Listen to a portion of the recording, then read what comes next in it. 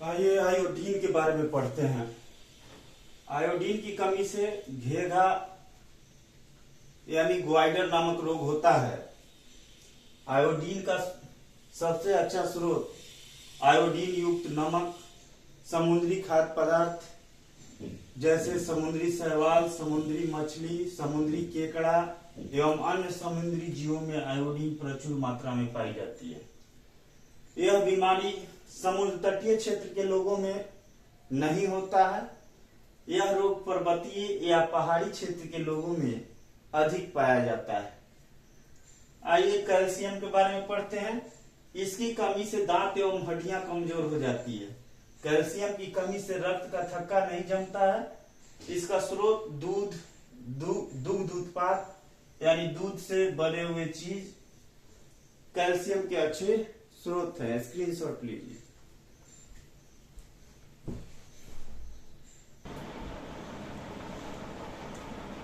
Fibre युक्त भोज्य पदार्थों को दैनिक रूप से लेना चाहिए, क्योंकि फाइबर युक्त भोज्य पदार्थ दांतों को साफ रखता है एवं पाचन तंत्र को अच्छा रखता है। स्क्रीनशॉट।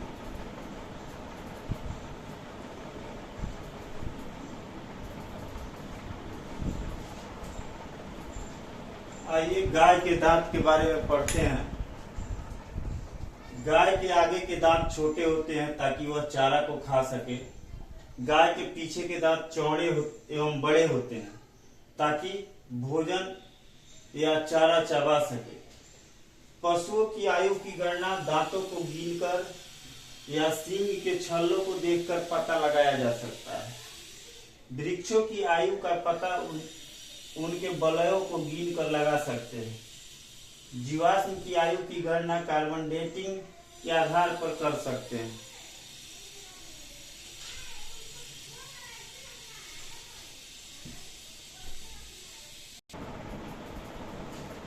पृथ्वी की आयु की गणना यूरेनियम विधि द्वारा की जाती है।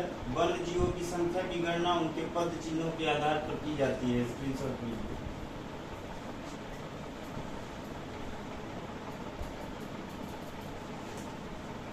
आइए भोजन के पकाने की विधियों के बारे में जानते हैं।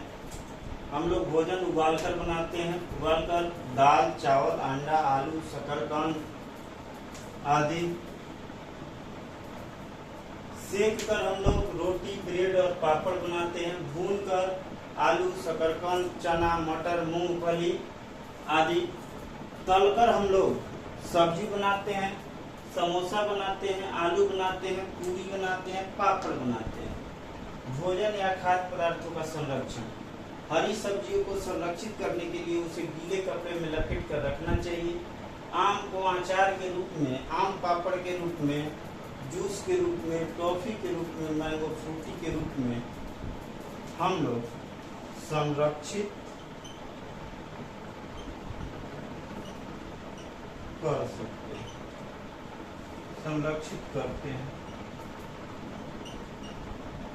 स्क्रीनशॉट लीजिए।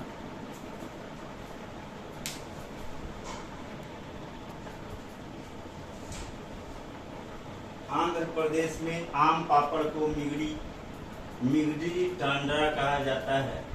प्याज एवं लहसुन को संरक्षित करने के लिए उन्हें नमी वाले क्षेत्रों से दूर रखना चाहिए। दूध को संरक्षित करने का सर्वोत्तम तरीका उबालकर रखना है। इसके अलावा दूध का पाश्चुरीकरण करने के बाद दूध जीवाणु विहीन हो जाता है, इसलिए इसका पाश्चुरीकरण किया जाता है।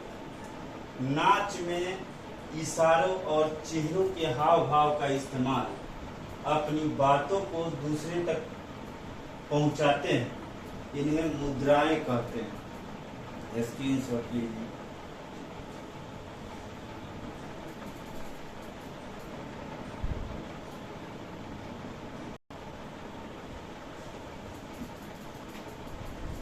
आइए ब्रेल लिपि के बारे में जानते हैं।